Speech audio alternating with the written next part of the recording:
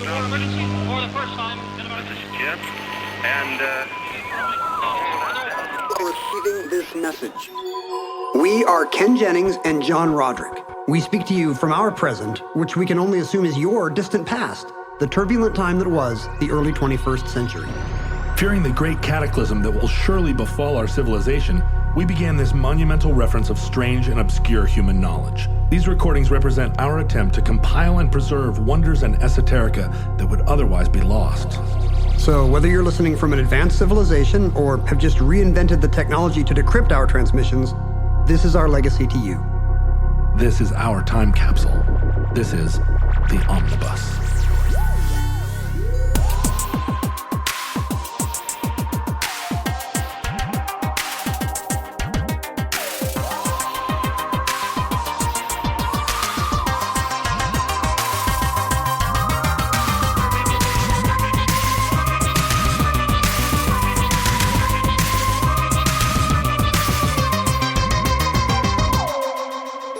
You have accessed entry 501.1C1312, certificate number 52246. The Fresnel lens. It's a razzle-dazzle day, a lifetime of joy in just a few hours. It's almost a palindrome. Fresnel lens, Earth. That's the palindrome I just made. Snell and Snurf. I mean, it does kind of hinge on Senef. Earth being a thing you might say when somebody shows you it. Maybe if a Fresnel lens fell on you, you would say, that's like the last thing a lighthouse keeper says. Fresnel lens, Earth. Surf. Yeah, look at that. Lens, Snell lens would be a palindrome. It's true. If only a guy named Snell had come up with a lens. You're so good at that, seeing palindromes. It's not a thing I would ever see. It's really, evolutionary biology provided that skill to our hunter-gatherer ancestors. Like if you can see a palindrome in the wild, yeah, right. Think about it, how much easier that makes foraging for food. Yeah, think about how many puns you could come up with sitting around the prehistoric campfire. You and I have been on a cruise ship together, but have you ever spent any other time at sea? Not that much. I went to Antarctica, as you know. Right. And that's a long and choppy voyage. So that was about 2 weeks in a boat. Not that much time at sea. I lived next to the sea for most of my life. Right. So I don't know. Is that stolen valor? No, I mean, I think growing up in the Northwest, if you were here before it became just a tech hub, we were much more connected to the sea. Don't you feel like in our childhoods? Yeah. You could see the sea, you could hear the sound. Yeah, boats played a bigger part in the... Yeah, regular people here could have little sailboats. Yeah, and you heard the foghorns, you heard the leghorns. You were on the ferry a lot. I mean, I guess you could still be on the ferry a lot. But our topic today is lighthouses. And there are a lot of lighthouses in Puget Sound. Are there ever? Yeah, there are 16 different lighthouses that you can. Well, I'll tell you right here. There's an actual website, 16 Puget Sound lighthouses you can visit for free. That's good for that's more bang for your lighthouse buck. Yeah, there are some lighthouses that it costs big money. I'm not going to any of the expensive pay lighthouses. But, there's that old lighthouse keeper's house on Vashon Island. I want to marry a lighthouse keeper. You can stay there. Yeah, isn't that a December song? I think it predates the Decemberists. I can't remember who it is. There's that lighthouse right here in West Seattle. Quaint, charming little lighthouses. I mean, there's that little one on Magnolia at the point of Magnolia in Discovery Park. Right. A lot of them seem like they're computerized now, right? Well, they are. There's not keepers anymore. They're just beacons. And I don't even know how many of them you actually need in the fog, because do all boats have GPS or radar or both? The only boats that don't have GPS or radar are little pleasure craft that don't have GPS or radar. And so, but those guys aren't they all piloted by dummies who wouldn't know what to do with a lighthouse if it they shouldn't be shined on them out in the dark in the fog. But most of the aids to navigation from ye olden times, including foghorns and buoys and bells and lights. Are they all deprecated now? Well, most of any big ship or any ship that you would call a ship, any boat really that the owner has any money or that there's an enclosed cabin, they're all navigating now via GPS. And they can see their systems in place where boats can see other boats online. They could sit in a little closet and do it. Nobody needs binoculars even. Right. It's all automated now. All the buoys and bells are for college students on stand-up paddleboards. Right. And that's most of our traffic now. Why things like foghorns and lighthouses still exist is that there is that kind of unpredictable element. What if your system crashes? But in the deep fog here in the Northwest, you'll hear the big boats still sounding their horns, the foghorns, but they're doing that not for each other, but just for the potential. What if there's a kayaker here? Right. Little boat. And they're saying, Amscray. If you were in a kayak in the fog in the middle of the night and you heard one of those horns go off every 30 seconds or a minute, boy, I'd sure get to paddling. Why would you be on a kayak in the fog in the dark in the middle of the night? There are all kinds of weirdos. I mean, I love palindromes, but I'm not going to get in a kayak just because it's a palindrome, especially not in the middle of the night. Right. A kayak is another palindrome. A lens, See, I spotted it there. A Snell kayak lens, if that were a thing. But lighthouses have a long history, and that's more of a tall history. They're not that long. Well, it depends on whether you are looking at the world from your Earth-centric perspective. My patriarchal horizontal view. Yeah, right. If you're a butterfly, they're long to get to the top of One of the wonders of the world was a lighthouse. So 1/7 of our great cultural heritage is lighthouses. 1/7 of our ancient cultural heritage, because there are 7 modern wonders of the world too. Oh, those are stupid. Hoover Dam or something. Come on. But that's right. The Pharos of Alexandria, the giant, wonderful, great, beautiful lighthouse built by Ptolemy in 300 BC, was one of the ancient wonders. People came from all over. They loaded up the family truckster and they headed down. Everybody got in a junk or a dhow or a trireme. Right. Headed down to Alexandria just to see this magical thing, which was predictably, as all the wonders of the world, destroyed both by earthquakes and marauding armies. Do any of the snow globes they sold survive in the gift shop? They're all under the sea because the sea rose up. So the gift shop is still there. You can still find the globes.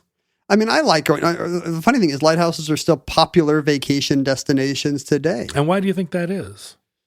I think because we don't have any other buildings that shape, honestly. Yeah, like you want to live. Picturesque. You want to live in something tall and hexagonal and full of dreams or something. Heptagonal? I can't remember.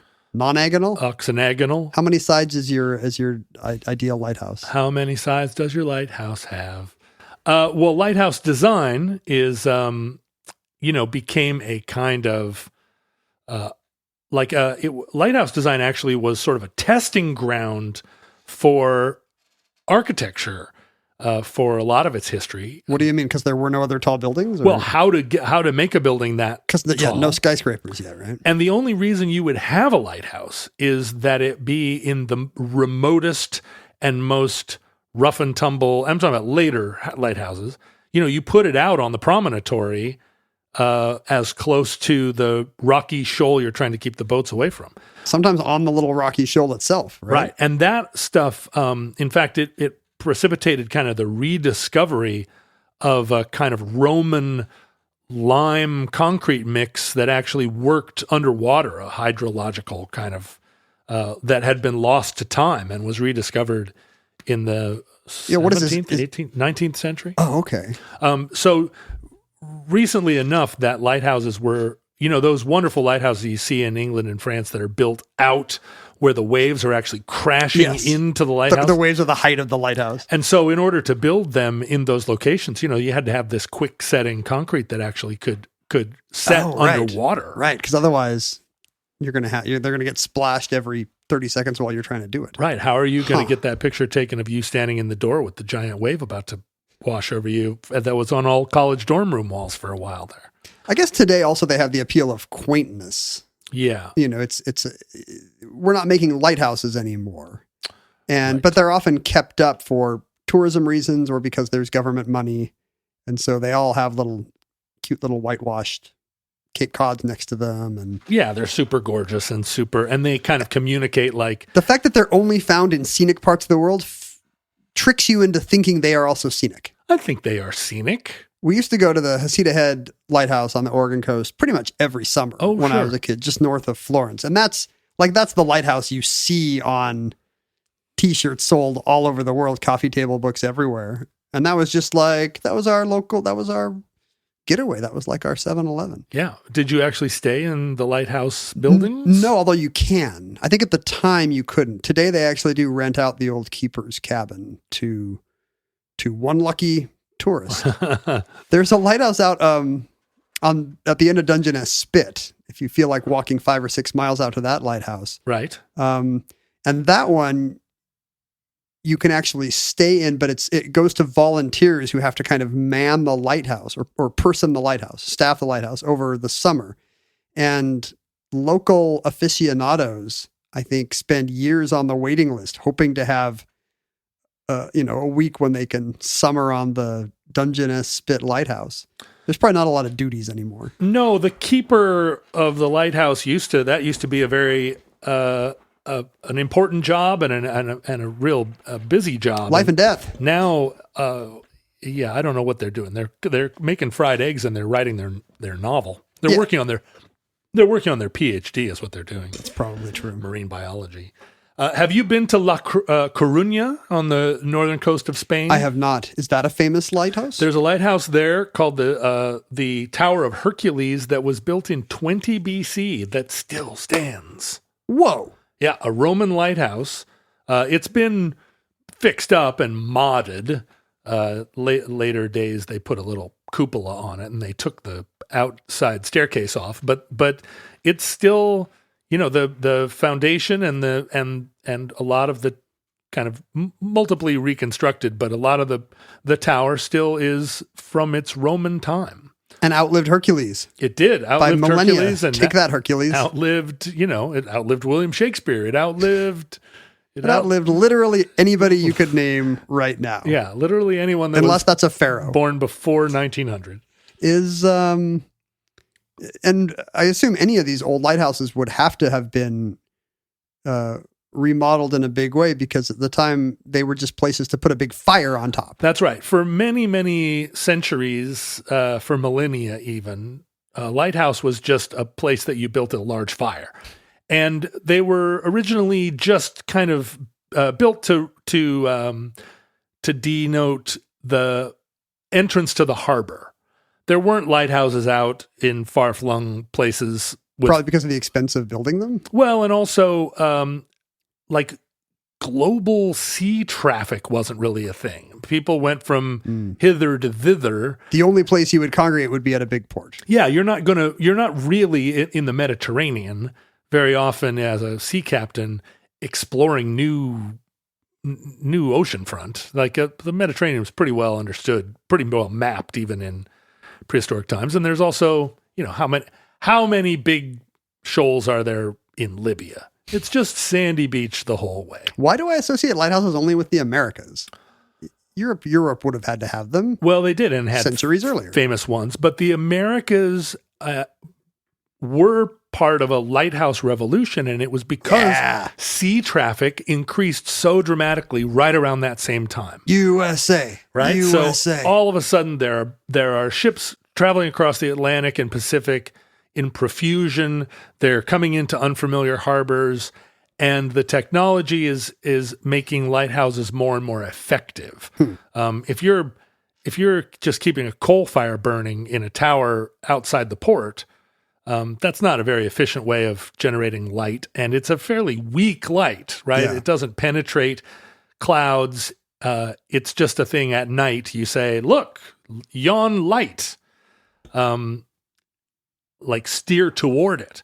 And the idea of a lighthouse on a rocky coast, a lot of that is steer away from this light. Right. This is, and that would You're too close to the shoal. Right. And it would require that it would kind of be a stormy night where there wasn't visibility. You didn't have the moon. You couldn't see the rocks. So yeah, there are a lot of lighthouses in the Americas and English Channel. It was this was kind of where the action was as technology improved to make lighthouses more profligate. I guess I've Profligate is probably not profligate. not profligate, but more to proliferate. Yes. Yeah. Is there an adjective for proliferate? Proliferated. More pro-life. More. Well, that's not it. More commonplace. There we go. Abundant. Right. And so the technology of lighthouses, like, there's a Roman lighthouse in Dover. Yeah, I guess I've just never spent enough time on the coast of the English Channel to have seen them. Yeah, there's one outside of not far from. I assume Cornwall has lighthouses. Yeah, that seems like the kind of thing they'd have. They do, and you often go to the coast and you're kind of looking out over look out over the vista, and then you actually look down, and the lighthouse is much closer to the beach, because one of the things about you want to build a lighthouse on a cliff, unless it's a super foggy, cloudy environment. And often, they built lighthouses. I mean, in fact, the Point Reyes Lighthouse in California. Oh, that's funny. I was about to mention it. It was originally built way up on the cliff, and then it turned out nobody could see the light. I was just going to mention that because we were there like a couple of months ago, and I was like, oh, hey, there's a lighthouse. And I was disappointed to find, first of all, you have to walk down all these stairs to the beach to see the lighthouse. And also the stairs are closed for COVID. So Boo. Well, you can get COVID from stairs. You knew that, didn't you? I assume the lighthouse is there, but I can't prove it. And the lighthouse is built down the hill because there was one, a big, beautiful one up top, but it wasn't. You couldn't see the light most of the time. Most of the time that you needed the light, you couldn't see the light. Because why? Fog banks? Fog, yeah. And this is true. This is true in Cornwall too. Like the fog is the problem. I do find the ones that are just at ground level a little disappointing, because it looks like the rest of the lighthouse has been buried Planet of the Apes style, and we just have the little hat. That's true of the one here in West Seattle, the West Point Lighthouse. It's just a little. It just sticks. It's just there are houses around it that are taller. It's a toy. It is, yeah. There's actually a formula of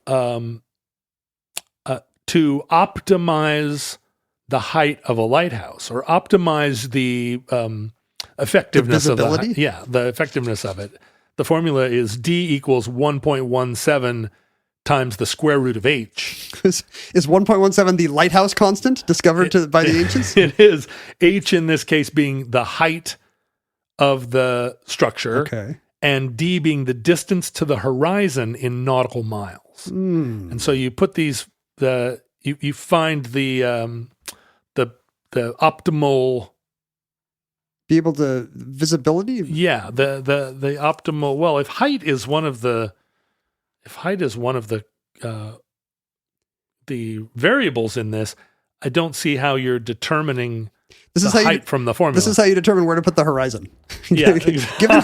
given this equation, we now know where the horizon should be. 1.17 square root of H. Let's see what. Oh, come on. Maybe it's like how powerful the light needs to be. Is that what it's an equation for? 1.1. It's an equation for how crusty the lighthouse keeper needs to be. Well, let's see. It says here, how far is the horizon? Should I have beeped all of this? No, it's fun. One thing about the horizon is it's surprisingly close. If you're an average height person and there's no mountains or anything, you can only see like 2 or 3 miles, and then the Earth curves away. So this is how you calculate the distance to the horizon in nautical miles: 1.17 times the square root of your height. Of my height. So the height of your eye. So I see. Well, that makes sense. This is the reverse. So, right? well, given the height of the lighthouse, this shows how far a boat would be to be able to see the lighthouse above the curvature of the Earth. There you go. So it is the visibility of the lighthouse. There you go. Okay. There you go. But that is assuming that you don't have a big cloud in your way. Or Pete's dragon, he hangs around lighthouses. He could block the light. Pete's dragon also would be a problem in this situation. Of all the things that hang around lighthouses, he might be the biggest. Elliot the dragon. Right, of course. His name's not Pete. That would be confusing. Yeah, Pete's dragon, Pete. Everyone's named Pete in Passamaquoddy, Maine, confusingly. So at a certain point during the age of the age of discovery, the age of enlightenment, things we love talking about here on Omnibus. Age of things. Discovery is 3 years, 8 months, and 23 days old. Wait, she just said what the age of discovery was? Yeah. But she had a specific It number. was like 3 years and 7 months old. Do you have a niece named Discovery? Is she talking about the space shuttle Discovery? It's older than that. Is she talking about the TV channel? It's older than that. It's older than that. That's a mystery. We'll never know What who thought was yeah, right. just a few years old. What is Amazon trying to tell us? If you had all of those that made no sense and you put them all together, it's like the theory that schizophrenics are actually talking to someone over, across the globe. Yes. They're just each talking All the to each other. schizophrenics are talking to each other? Yeah, that's the theory. Do you think maybe are you involved in any kind of legal proceedings where discovery has lasted 3 years? Nope. I have zero legal discoveries. That's a good number. Right now. In the United Kingdom, as far back as the 1500s, 500 years ago, Ken, a corporation of lighthouse managers, an authority, Lighthouse middle managers? like an English authority, was formed called the Trinity House, which was the collective manager of all the lighthouses in England and Wales. And they sound like a secret society. They are. Like if you found out the Trinity Gibraltar. House controlled the world, you'd believe it. Well, the original name of the Trinity House, and this is the thing I was looking for before because it's so majestic. The Trinity House was originally known as the Master, Wardens, and Assistants of the Guild, Fraternity, or Brotherhood of the Most Glorious and Undivided Trinity and of St. Clement in the parish of Deptford Strand in the county of Kent. I was going to do my acronym thing, but I can't. You got lost along the way. I can see why didn't they you? called it Trinity House. Yeah, so it became Trinity House of Deptford Strand, and then, more colloquially among the super fans as Trinity House. Are we supposed to know what a strand is? What is a strand? Is it a strand? It's a British name for a strand. It's gotta be. If you're very aristocratic. It can't be that far off from a strand. It's halfway, but it's a very strong strand. What is it? What is it really? Yeah, a beach or a strand. Yeah. It's archaic. A strand. It's in Henry IV Part 2. In the UK, in the same way that they charge you for television service, if they ever see a flickering light in your living room after dark, ships in the UK actually have to pay light dues. Except it's the other way around. That's where if the ship sees a flickering light, you owe the money, not if the government sees a flickering light. That's right. But they assume you saw the flickering light. Oh, I see. Even now that it's all GPS. No one's looking. But the Trinity House, it was this big organization, right? And during this period of great innovation, and in particular, like this is also an era where the grinding of lenses became a new science, right? Yeah, that's a pretty young science, right? Yeah, right. Not a new one, but but increasingly more accurate ground lenses were a new technology. And originally lenses were ground as magnifiers. And Galileo wanting a telescope or Leeuwenhoek wanting a microscope. Right. And they were also used as light concentrators, so fire starters. And that's all Dennis the Menace trying to light ants on fire. Exactly. And we've talked about ants before on the program. And I guess generally we have a no mercy policy for sugar ants, at least. Yeah, we just squish them. Big ants. We apologize to our ant-descended antecedents, I guess I would say. Oof. But the big ants that will come to rule the world, they're just as annoyed by sugar ants in their honey as anybody else, right? Yeah, I would think so. If they're our size, they don't think of, it would be like if I don't think of tiny prehistoric mammals as my people. Right. So they would not think of tiny prehistoric ants. They'd be like, yeah, I know, those guys are annoying. Squish them. Yeah, mice, are much more closely related to us than ants. But we're not like, my friend. I mean, some people are. Goths. I'm not squishing them. Goths have white mice. I actually have mousetraps out because we have some mice out back. And the ants keep eating the bait. The sugar ants are stopping me from killing the mice. They're teaming up against me. This is infuriating. I'm mad on your behalf. So so there was work, there was interest in and work done, both to figure out a way to magnify the light from these lighthouses so that it had a reach beyond just what a burning pyre. And this is also a time when lamps and lamp technology is also, it's innovation is happening in the way lamps are built to reflect light, the way wicks are going from just oil-soaked string to, increasingly wicks woven to burn more efficiently. Is that true? We had a wick gap? Yeah, there was a lot of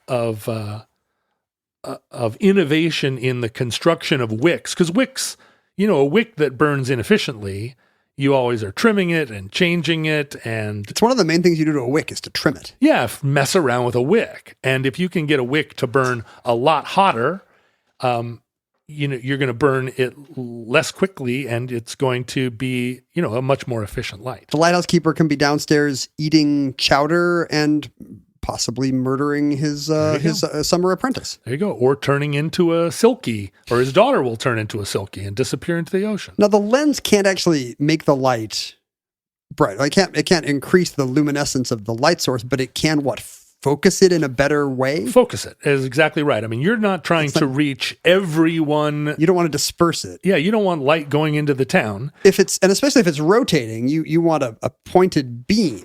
Right, and so rotation is one of the innovations at this time.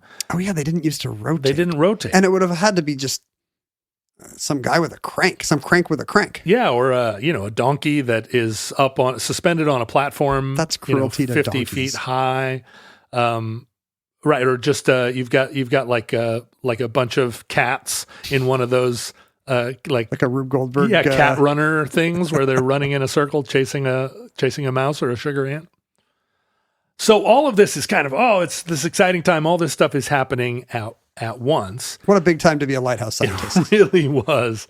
But lens development was not really connected to lighthouses in the beginning. I mean, people were advancing lens technology, kind of not thinking first about. Oh, it wasn't done for maritime use. Not at first. It was the recognition that to focus more light into a bigger beam required larger and larger lenses and made of glass. Once you started to get a lens that was really big enough to make an effective focusing of a beam at a lighthouse level, this glass would be an enormous, super heavy, super hard to build. Plus, you keep dropping them. It's like trying to put a contact lens on, except you keep dropping the thing off the top of the lighthouse. Yeah, and what are you? Did anybody see my lens? How are you going to rotate this big boy? I mean, maybe this is a question so dumb that you will not know the answer. But how are they even making these ginormous pieces of glass in the say 18th century? Is somebody blowing them? Well, this was super hard to do, and as a result, the largest glass was kind of. I mean, there was an upper limit to what the technology allowed, and so a kind of one of these polymathic scientists that we talk about so often here on Omnibus. There used to be a lot of them. They would do it all. They'd be discovering new herbs in their backyard, and they'd discover a nebula. That's right, and launching things into the sky. But a lot, this is an exciting time to be French too, because there had not yet been a revolution, and you could be a Ponce and a scientist. But lace sleeves. A Frenchman by the name of what I guess we call him Count Buffon, but he was really Georges-Luc Leclerc, the Comte de Buffon. That's an awful name for a count. The Comte de Buffon. He sounds like a Commedia dell'arte character. He was one of these Commedia dell'arte characters. He was a mathematician. He was a naturalist. And he started working on a lens that was made out of, that was serrated. It was made out of individual refracting lenses combined to make a single kind of apparatus.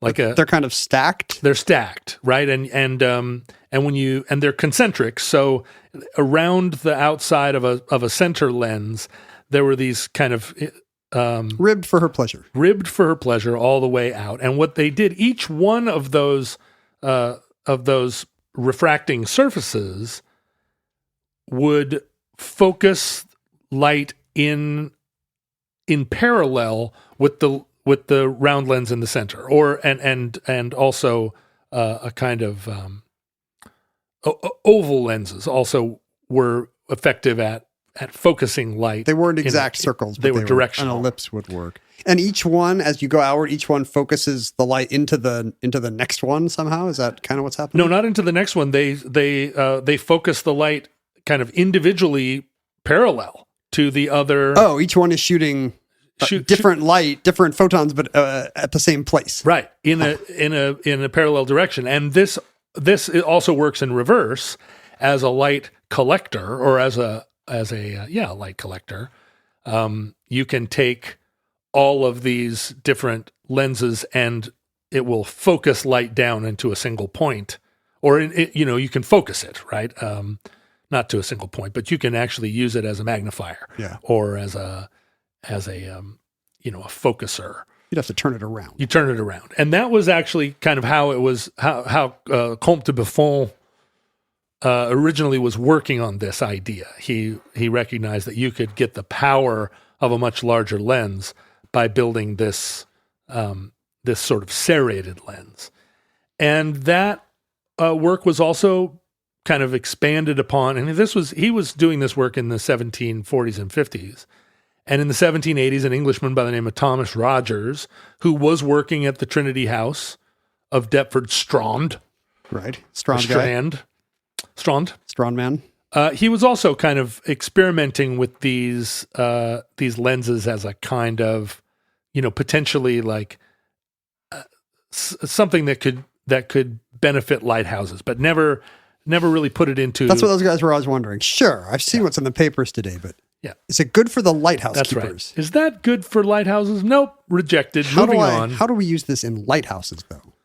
But it was no less a personage than Napoleon Bonaparte, who we love, friend of the pod. That's right. My family's good friend Bonaparte, who directed the French the Ministry of lighthouse keepers and masters of their guild fraternity. They had their own Deptford Strand, whatever it was called. What would it have been called? It was it was something in French. Department of Coastal Luminescence. Yeah. Ministry of... Département de Luminescence de Mer. There we go.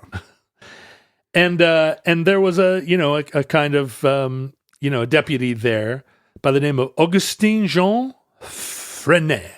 Okay. Fresnel. Silent S. Fresnel. Augustin Jean Fresnel. And he independently conceived of this like refracting series of concentric grooves. He's not aware of Lecomte de Buffon's work. No, did not appear to build on any prior work, but kind of came to this as in his own. Which you would do. There's only so many shapes. If you're working with lenses, you might happen on a nice efficient one. And you're thinking, how do I? Because lighthouses had long used reflective surfaces. Right. So that any light bouncing the wrong direction comes back out at the boats. Right. But to concentrate that light and, and what rotating it does, of course, is it's not only that you are able then to draw your light across a much broader surface of the ocean. Show a broader geographic range of boats. But to someone on the ship, that appears to be a flashing light. Ah. Right? As the beam goes around, you see foof, foof, foof. And so you could, by controlling the rate of flashes, you could actually kind of communicate It's a message. where, which lighthouse you're looking at. Yeah, and that's true even to this day on the Washington Oregon coast, right? Right. Like they all have different patterns. So that in some weird world where you don't know which part of the coast you're looking at, it's a marker. Right. It's probably obsolete, but they still do it. Yeah. Well, I doubt. If you think about how long you would have had to have been at sea and how I bad know. your navigation would have to be to see a light and So be there's like, a lighthouse, but where are we? Oh, it's Cape Hatteras. Like, of course. So Fresnel developed this lens, and it was originally not cut, but each component was its own. It was independently cut from the glass and then combined to make these giant lenses. Later on, they started using, pouring glass into molds that would mimic the serrated Right. edge. I see. But these lenses they came in multiple sizes, and they were kind of given orders of size that we still think of them today as being 6 different sizes of 4 different orders because it was understood. You it needed marketing. You had small, medium, large, extra large, Sure. to double XL. And so we still use the industry like numbering from the 18th century manufacturing. The first order of Fresnel lens is the lens is over 6 feet wide, and these still exist. And I think you have seen one, if I may be so bold. Prove it. The Makapu'u lighthouse at the foot of Diamond Head on Oahu has the largest Fresnel lens in the United States. Interesting. And a larger lens, I guess, just can focus light further. It's brighter farther. Brighter farther, as we say. And that's a great album by a wonderful British songwriter. But it's not the largest in the world? Not the largest in the world, but the largest in the United States. And the lens ownership of the lens precipitated the construction of the lighthouse. Well, we got this lens. Yeah, they were like, what do we do with it? We could hang it in a hotel lobby like a Chihuly, or... Oh, it may be the largest in the world, actually. Is that right? I think it might be. A very quick Google search. I can't find anything bigger than the Makapu'u one. Well, so I should say... The lens is 12 feet tall. The world's largest lighthouse lens is in Makapu'u. But there are more Fresnel lenses than just lighthouses. Where else would you need one? Well, that's what's so astonishing about the technology of the Fresnel lens. So, lighthouses increasingly, just to wrap up the lighthouse story, lighthouses increasingly became more and more efficient. The oil went from whale oil to kerosene. The Fresnel lenses became mechanically automated. And once they get electrified, and then they became electric. That's when you don't even need anybody refilling the oil can. That's right. The different sizes of lighthouse Fresnel lenses meant that you could put a giant lighthouse on the promontory, but then you could have those little lighthouses that you see out in shipping channels. Yeah. The little ones that when you're on your way into Hudson Bay or whatever, you've got these little rocks that have and they would have the smaller ones meant to communicate different things to ships. And now you can put them places they cannot be staffed, like these little tiny islands. Right. And electrification enabled that once lighthouses were electrified. And a lot of like early solar technology was employed. The Delin light was one that had a solar sensor that would only turn the light on at night. See, a good lighthouse keeper would already know that. Yeah, right. I'm not going to turn the lighthouse on because it's daytime. The sun's up. Clear day, clear seas. But now you can replace that guy with a little solar panel. System. That's right. And then increasingly it was Lighthouses of this sort were used as a kind of directional wayfinder. There would be two little lighthouses placed in such an arrangement that when the two lights were, when one light was directly above another, that's how you knew as a ship captain that was the route. Oh, I see. They're at different distances, like in parallax, you're lining them up. That's right. Oh, I had no idea. And that's still true. Fresnel lenses are used in this way at airports. If you're coming in for a landing at any airport, there are two sets of lights, red and white lights. Right. So the way the red and white lights work, there are two sets, and if you are coming in too high, you're going to see that both sets of lights are white. And if you're coming in too low, both sets of lights are red. And if you're right on the right... But then Goldilocks did a third approach. That's right. The third approach, if you're right on the correct glide slope, you've got red lights on the top and white lights on the bottom. But they're also used on aircraft carriers, kind of for this same... aircraft carriers, you're trying to line up in kind of multiple axes. Yeah, it's a much shorter... less room for error, I guess. Right, and the deck is often going up and down, and so they use Fresnel lights in a similar way to kind of guide airplanes in. So after the age of electrification, we started to see less and less reason for lighthouse keepers. They started to get phased out. All these systems got automated. The lighthouse could just do its thing. They were replaced by robot lighthouse keepers. That's right. That would kind of clank up. Hello. Welcome to the... I am smoking my pipe. Lighthouse. My daughter is a silky.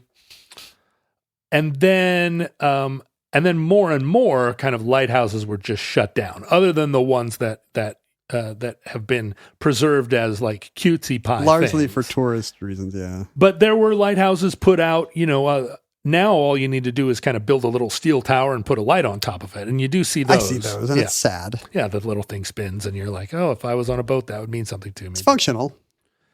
In the Soviet Union, during the Cold War, a lot of the northern coast of the Soviet Union, this kind of ice, Arctic, an enormous expanse of land up there. They put a bunch of lighthouses along that northern coast that were actually powered by radioisotopes. Wow, nuclear lighthouse. Yeah, they had these thermoelectric nuclear lighthouses that... It shoots a light at your boat, but it also leaves your shadow on the wall of the boat cabin behind you. Those were more or less maintained, or at least identified, until the dissolution of the Soviet Union, when whatever their version of the master and commander Brotherhood of Lighthouse Keepers went away. And a lot of those lighthouses were lost track of. Like including the fissionable materials? And so they're out there decaying, and there are times when people are, out walking along some rocky strewn distant expanse and finding these sort of decaying old broken ass lighthouses, and they're climbing on them, and that they're just like fully radioactive. Old Soviet. You don't want to get lighthouses. Yeah, you don't want to get leukemia 20 years later just because you were goofing around on urban rubble. We have most lighthouses now actually are they can be solar powered. They just sit all day because they only work at night, right? They're just like those garden lights. That's what works if you're sailing during the day. You've got the ultimate solar powered lighthouse, Mr. Sun. Hello. So why not use the sun? But Fresnel lenses went on to be used kind of quite widely once you could make them out of plastic, and you could kind of print. Oh, is that right? Yeah. They're not even glass anymore? No, you can print a Fresnel lens on basically a flat piece of paper, so that they're almost flat. And, one of the things that we realized about solar light is that for all intents and purposes, solar light hits the earth completely in parallel with itself. It's not coming at you. Right. The sun isn't, because we're so far away. Yeah. So it's all at the same angle. It's parallel. And so a Fresnel lens can focus it because it's built to collect what they call, you've got collection, and then you've got collimation, which is the opposite of collection. Diffusion, I guess. Got it. But they're used sort of in all kinds of applications now. Do you use them in solar panels, for example, to collect sunlight, or? So increasingly, yes, we're generating power by concentrating solar rays. There's a machine that probably should be in the omnibus, the Stirling engine, which is like a heat engine, and they use Fresnel lenses as part of the kind of the dishes that focus the sun's rays to create. It's basically steam. Yeah. Although wait, it's not steam. It's like a cold sink. Wait. Yeah, it's one of the solar engines that doesn't use steam. It uses air or some other gas. You're heating that instead of water vapor. That's interesting. Right. But Fresnel lenses were used. I mean, have you ever seen those like miniature televisions of ancient times that had a right. screen in front of it? I've seen them in Terry Gilliam movies. Yeah, that's right. It's in Brazil. Oh, and overhead projectors, right? Overhead projectors. Anytime. And the thing is, they're not the best for super precision focusing, but like Nikon has attempted to make telephoto lenses, which are enormous, to shrink them down using Fresnel lenses. It's basically the principle of those little bicycle reflectors. Do they ever have? Those are sometimes ridged, right? Could those be Fresnel lenses? The more you recognize the technology, I think the more often you'll see them now. They, the way that you can make them with a super high groove density, which produces a kind of higher quality image, or a low groove density kind of has greater efficiency in terms of focusing light. Also, if you're a DJ, you should always pick songs with a higher groove density, for sure. I mean, the wedding's going to be way better. So, getting back to the largest Fresnel lens, which for many years was the lighthouse on Oahu, in 2018, a 10 by 12 foot Fresnel lens was built out of 3D printed blocks and located. They're so simple you can just 3D print them? Yeah, and located in Times Square. So it's basically. What's it for? Well, it was like Valentine's Day. It was called the Window to the Heart, and it's just a tourist destination. Yeah, it's just a proof of concept.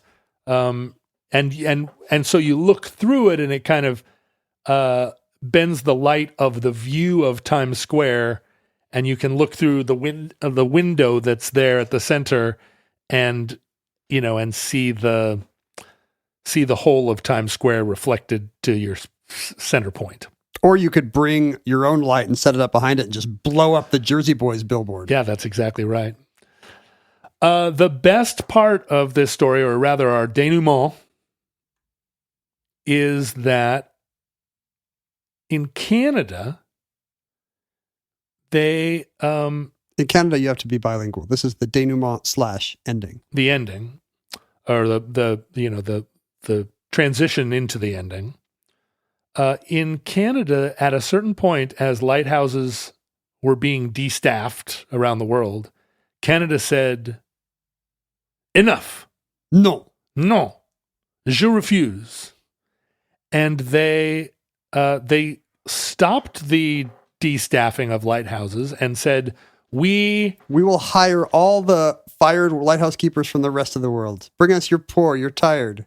That's right. You're selkie fathering lighthouse captains. At this point, as this episode is being recorded, now futurelings may be living in a different world. Hopefully, futurelings all will be living in lighthouses or at the foot of lighthouses as they crawl back out of the sea, as they evolve limbs as they re-evolve limbs. The lighthouse will be like, evolve here. There are 50 staffed lighthouses in Canada. You know, Canada being a place where you need some lighthouses, if you know what I'm saying. Canada's having a lighthouse renaissance? There are 27 staffed lighthouses in British Columbia alone. Is this basically a jobs program, or is there some reason to have them? I think it is. I think it's just a thing for, all the pipe smokers that don't have anywhere else to go. Like Vancouver Island and the Inside Passage up the coast of British Columbia, lighthouses as far as the eye can see. Literally, from you look as far as you can see, and according to D equals 1.17 times the square root of H, there will be a lighthouse right there. In Oregon, you can't pump your gas, and in British Columbia, you can't electrify your lighthouse. And that concludes the Fresnel lens, entry 501.1C1312, certificate number 52246, in the omnibus. Futurelings before, in your time, perhaps all data is again transmitted via flashing coastal lights. In our time, we had a vast information cyber highway surrounding the Earth. And at first it was just cute and had blogs and chat rooms. But then it turned into just a free-floating virtual mental illness that pretty much poisoned all of civilization. And that was where we came in. We were at Omnibus Project online. I'm at Ken Jennings. You can find John at patreon.com/John Roderick.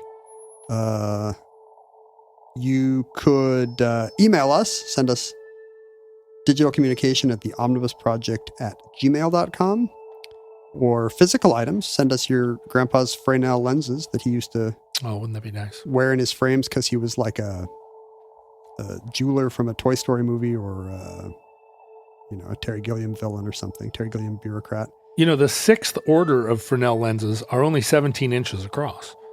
So, a Fresnel lens that you could have, you might not wear it around your neck Flava Flav style. But you could. But you could. I don't know, where's the light coming from? Are you inside Flava's heart? he's like E.T. Let it shine wherever you go, Flav. Phone home, but don't phone 911. It's a joke. You can also mail us physical items at P.O. Box 55744, Shoreline, Washington 98155. Please, in any chronal period, support Omnibus at patreon.com/Omnibus Project. That's the engine that makes the show worth doing because it makes it profitable, and those two things are synonymous here in the last stages of global capitalism. You could also find shirts and whatnot at omnibusproject.com/store. You could find socialization by looking for the Futurelings on their various gathering places. And you could probably find the meaning of life just by listening to the show, but we've hidden it very cleverly. So you're going to have to re-listen to several episodes if you want to ferret out that secret. One of the perks available to our Patreon subscribers at a certain level, a very affordable level, I would say. I always forget what the tiers are called. Is it Sentient Quaking Aspen level? I wouldn't know. I'm looking right now, but I have to log out as me to see what you would see. Mm-hmm. It's really kind of the paradox of consciousness. You have to log out to see what I would see. Washing bear level. If you give it the washing bear level, one of the perks is you actually get to choose a topic for a forthcoming omnibus entry. I love this. I love this option. People really feel invested in the topics. People send in lengthy lists of options with, anecdotes they hope will be told. In the case of, in fact, today's show about the Fresnel lens, that was requested by Jeff Nye, who is in his second year of support, and I think last year suggested the German Telegrams show. Jeff Nye and I have a real simpatico because his suggestions usually end up being ones I base a show around. Thank you, Jeff Nye, the washing bear guy. Futurelings, from our vantage point in your distant past, in the era where lighthouses are transitioning, right? They're not gone.